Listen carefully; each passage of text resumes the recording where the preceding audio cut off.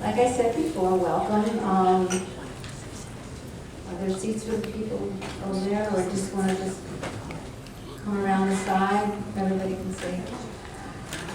So, Nick Langworthy was unanimously elected as chairman of the New York Republican State Committee on July 1st, 2019, making him the youngest person to lead the party in its history. Prior to his session as state chairman, Langworthy served as the Erie County Republican chairman for 9 years, where he was unanimously re-elected 5 times. Langworthy made history then as well, being the youngest person ever to be elected chairman of any political party in Erie County at the age of 29. In his tenure in the ECGOP chairman, Nick Langworthy re-energized and modernized the Republican Party with a strong emphasis on creating winning models in the digital age. His efforts helped overcome a 2-to-1 Democrat enrollment advantage that led to major Republican victories, including winning 8 of the last 10 countrywide races and a majority in the county legislature. In 2018, his organization successfully returned all 3 Republican senators to Albany. Langworthy's influence and leadership in New York State politics have been independently recognized in Buffalo's Business First magazine's Power 250, ranking of Western New York's most influential people every single year from 2013 to 2019. He also has been included in City and State magazine's list of New York State's Power 100 and was named one of their 40 under 40 in 2017.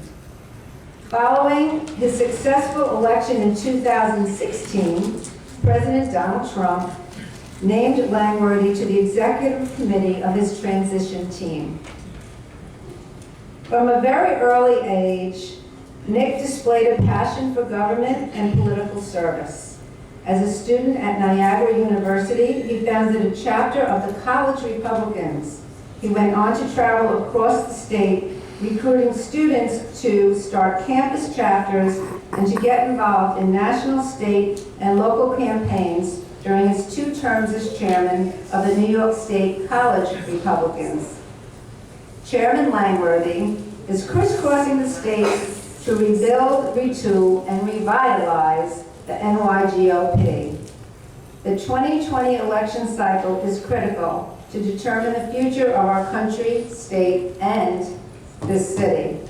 We look forward to his vision for winning back critical Senate and Assembly seats to stop Democrat control and to elect a Republican governor in 2022. Nick has his headquarters in Albany, but when he is in Manhattan, he makes the WNRC his home away from home.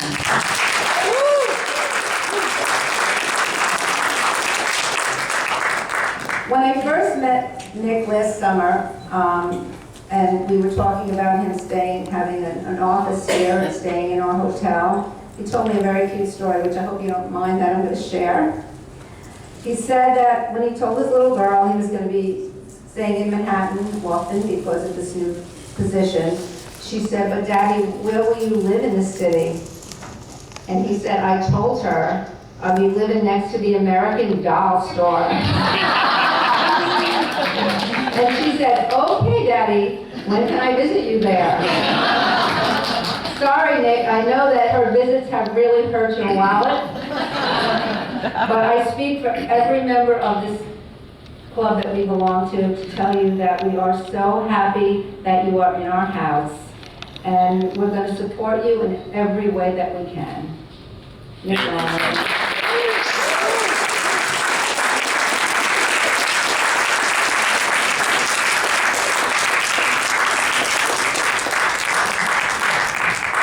Good evening, everybody. Thank you so much for that warm welcome, and it is great to be here with you tonight. And what Roseanne said, this is my home away from home, and it's great to have the New York Republican Party have a headquarters right here in Midtown. right here at the WNRC in this gorgeous clubhouse. It is a beautiful place. It is the hospitality that has been shown myself and our staff has been outstanding. And President Roseanne Varvaro, thank you so much for welcoming us with open arms, giving us the chance to be here and use this beautiful place for so many meetings, and there's going to be a lot more for years to come. So thank you very much for that.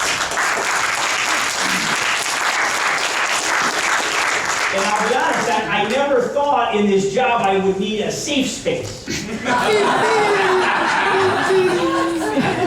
But, you know, when I went out front a few times, I saw all the liberals running out of MSNBC headquarters.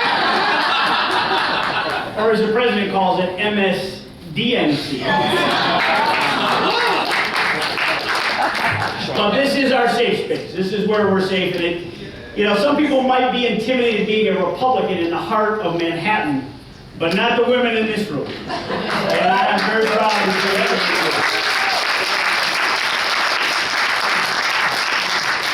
you. You get it.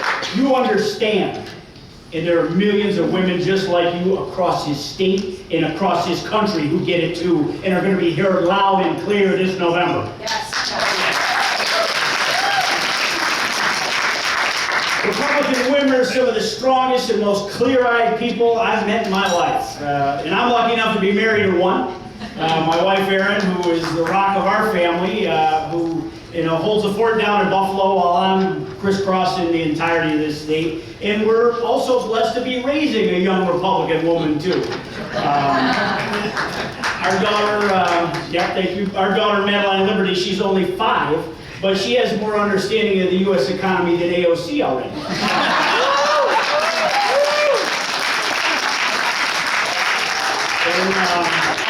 It's funny, bringing up a daughter, and this is kind of a strange line of work I find myself in, and she goes to school and she asks questions, and, she sees Dad on TV and things, and so I asked her, what do you think Daddy does?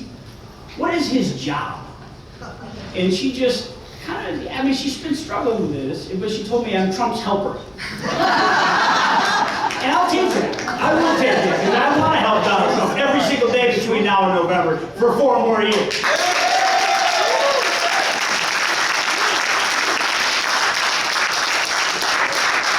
And each and every one of you understands what it is that we as Republicans are fighting for. You've all had your own personal story about what made you become a Republican, what led you to that decision. But we all share a common truth.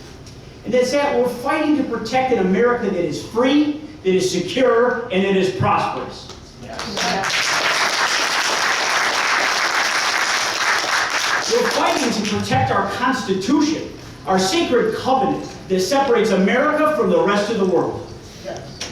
Because we are different, and for our country's entire history, that exceptionalism has been celebrated. When did you ever hear a story about someone fleeing America to go move to Venezuela? Or North Korea, or Russia? You don't hear that, do you? Hollywood keeps promising to leave, but they haven't gone yet. They never do. They never do. For more than 200 years, people have been risking everything to come here for the promise of the American dream. And I never thought in my lifetime I'd see the day that the front runner for the Democrat nomination for President of the United States is an avowed socialist. Merriam-Webster defines socialism as advocating collective or governmental ownership in a system of society in which there is no private property and production is controlled by the state. Sounds like living in New York. But can you imagine America being a socialist nation? No. That is literally what's at stake in the 2020 elections.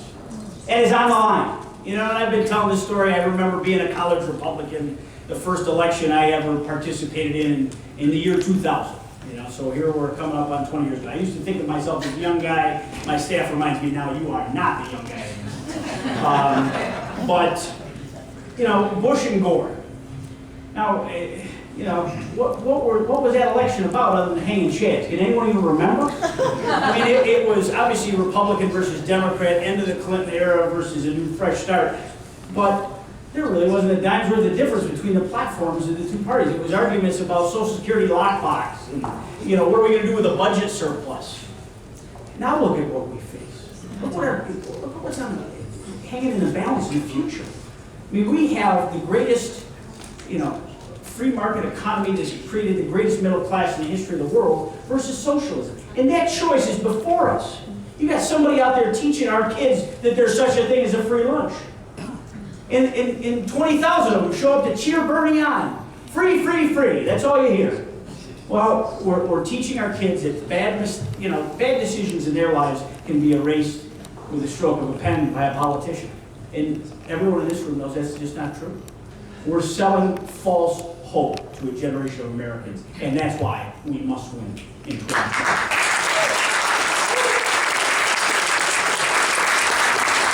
Socialism is not about helping people, it's about controlling people. It's about government spending your money and telling you how to live your life and what you're allowed to think. It's never in the history of the nation or in any nation been successful. It destroys societies and it would destroy America if we let it. Too many men and women have fought and died for the freedoms that we enjoy to allow someone who idolizes Fidel Castro to lead the United States of America. Bernie isn't the only candidate that we should be afraid of. They are all, to varying degrees, offering the same agenda of higher taxes, more government, and less security. And honestly, self-loathing of America. If you're a patriot, there's only one choice in this election. And because that is where the heart and soul of the Democratic Party lies today. Giveaways to lawbreakers and criminals while hardworking taxpayers get the shaft every day. We're seeing it play out right here in New York, in the city more than anywhere, where one-party Democrat rule has forced our state into being a test tube for their radical, progressive agenda. There's nothing progressive about their dangerous criminal justice reforms that let dangerous criminals roam free, and our NYPD officers are under attack. And that's got to stop. In just a short time of their disastrous totalitarian rule in Albany, we're closer to the battle days of the Dinkins years than we have been in over 20 years. High taxes, strangling over-regulation, and an anti-business set of policies that have left New York out of the national economic explosion that has created the strongest economy in 100 years. And Cuomo's $6 billion budget deficit, which he has no solutions for, let me just fill you in on the punchline. It's coming out of your wallet. They'll just tell us after they pass the budget. It has this state teetering over the fiscal cliff, and our residents and our jobs are fleeing this state. The outmigration of our citizens, with even New York City losing population last year, is the #1 crisis that we face as New Yorkers. We want to keep our families together. And obviously I have the accent that I have, and you know that I don't come from here. But this has been an upstate narrative that's become our way of life. Kissing friends and family members goodbye as they leave for greater opportunity elsewhere. And we all spend a fortune to educate our youth through our elementary and our high schools and our world-class SUNY system. And then we send them on their way to live their lives elsewhere and to split our families and divide so that our grandparents have relationships with their grandchildren over FaceTime and a Sunday night phone conversation. It's far too common. It's the sad New York State narrative, but it doesn't have to be this way. And that's why we must fight back. We must fight back to save the state that we love, to save our families, keep them together, and fight for our lifestyle in this state. It's a grim picture, but it's forcing the pendulum to swing back in our direction. Out of the ashes rises a phoenix. And we're faced with the greatest opportunity to restore common sense and sanity to our government. And that's exactly why I ran last year to be chairman of the New York Republican State Committee. Because I saw a party that wasn't prepared to meet the moment after the disastrous 2018 elections. We lost seats in Congress, We lost seats in the state Senate, including that precious majority in that state Senate that Republicans held. We were the bluest state in America to have a Republican majority in one of the houses of our state house. And I being one, was far too critical of that majority. It was a one-seat majority, by the way, 32-31. It was a stop sign. It was a speed bump. It was something to stop these disastrous policies that have been shoved down our throats that we've seen firsthand in the last year. But now that's gone, and we're down 40-23. And the future hangs in the balance with this election in front of us.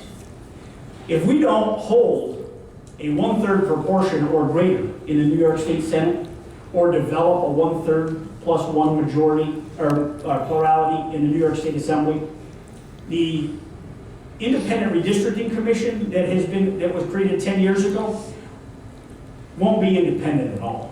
It'll be hyper-partisan redistricting, and they will wipe Republicans off the map for a generation to come.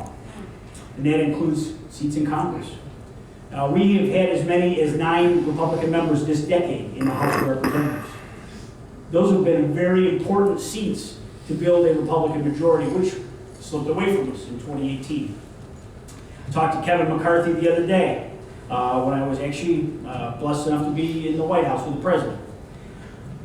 There is no path back to making Kevin McCarthy Speaker of the House without going through the great state of New York. And that's why we need to have our knuckles taped up and be ready to fight, like we haven't in a long time, to make sure that there are Republicans in seats for them to win from now until the end of the next decade.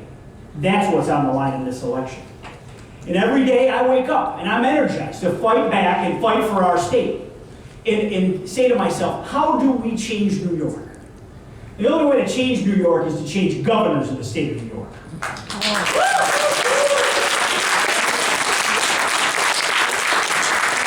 And every move that we make, every step that we take, every press conference I hold, and I visited all 62 counties in this state last year, is to rebuild this party so that that road leads to 2022 and taking Andrew Cuomo out of that governor's seat.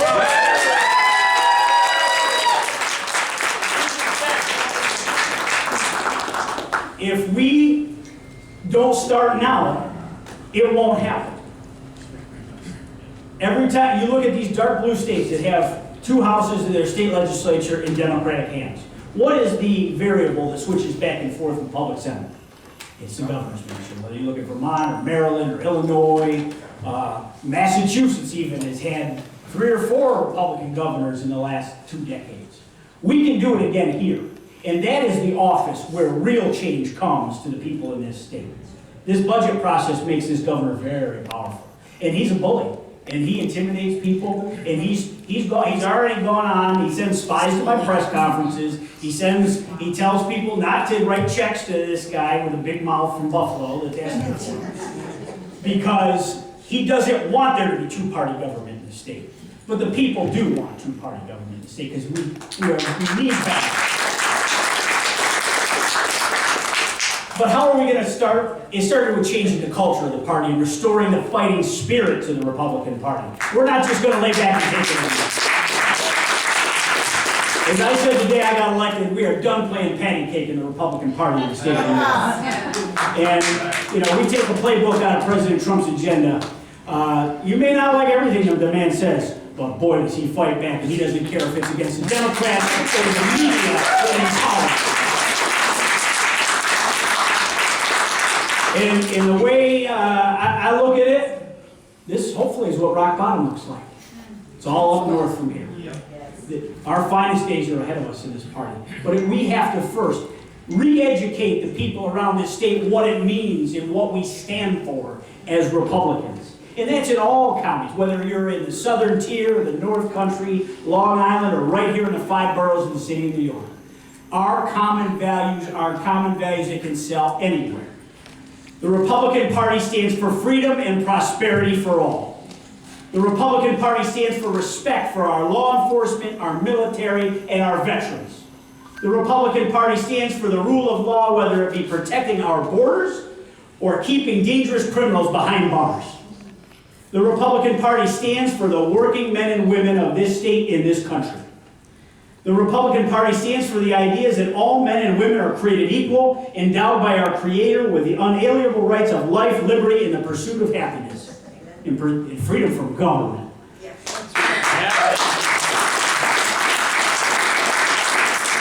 Never have I been more proud to be a Republican, and never have I been more proud to be an American. And I hope that we can create a Republican Party and victories again in this state to make all of us say, I have never been more proud to be a New Yorker. Yeah. We must remember these values in our fight and not give an inch. Not give an inch. You are on the right side of history. As Republican women, you represent everything that the left hates. That's the best thing. You want to really fire them up? Show them a good, strong Republican woman. You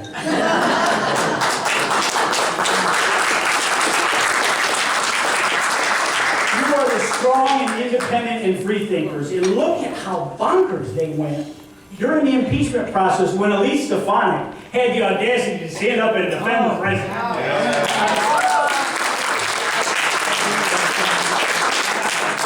I have known Elise Stefanik as a rising star for years. Now the whole country knows that she's a star today. And we're very proud to have her as one of the great future stars of our party, the present star of our party.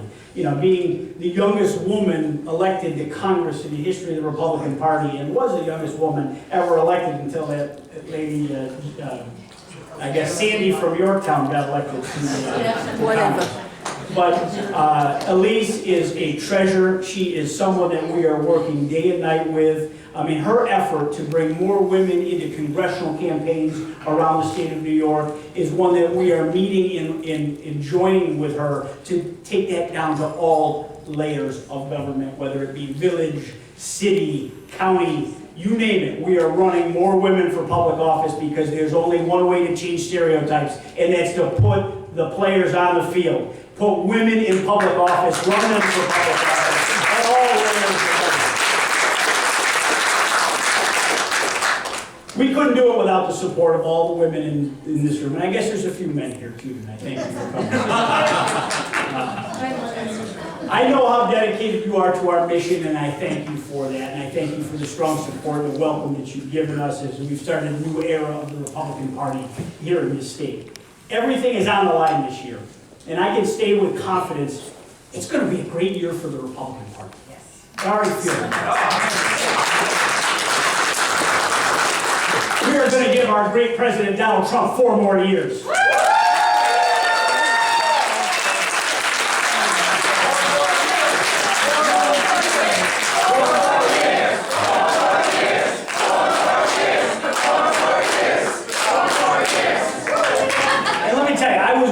In the Oval Office about a week ago. And he was kind enough to invite me down to talk about the delegation and the tasks that he would like me to achieve for our great party here.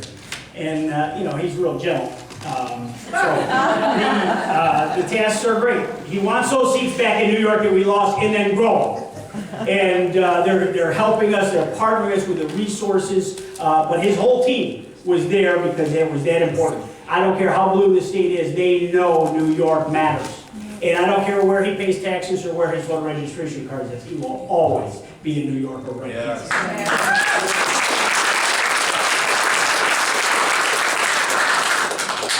And we are going in New York to grow seats in that state senate. That bail reform alone, I started my day in Binghamton standing on the steps of County Hall with Republican elected officials and committee members and people fired up saying enough is enough. Let's repeal this bail reform now.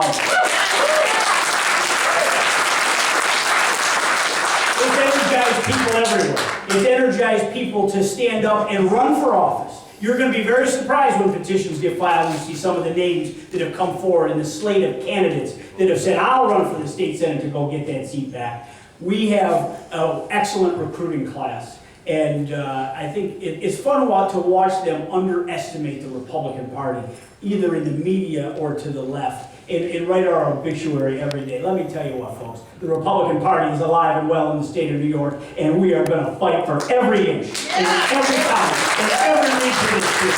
And 2020 is going to be one of our finest hours. Yeah, that's right.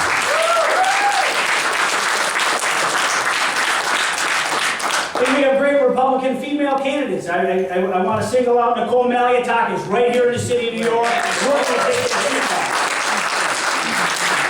We owe federal representation in the Republican Party to the 5 boroughs of the city of New York. She needs to be the Republican member from the New York 11. And that's Trump country, let me remind everybody.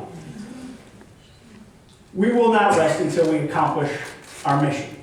And I thank you for joining our efforts as we move forward and really get started. It's funny, the weather's getting a little warmer. You can feel the politics are starting to start. Calendar, I mean, anyone that's a committeeman got their petitions last week, so that's a process that's a lot of fun, especially you want to trudge through the snow upstate. That's even more fun. But this is a battle for our future, the future of America, the future of New York, and the future of our next generation, our children and our grandchildren. So God bless you all, and God bless the great state of New York, and God bless America.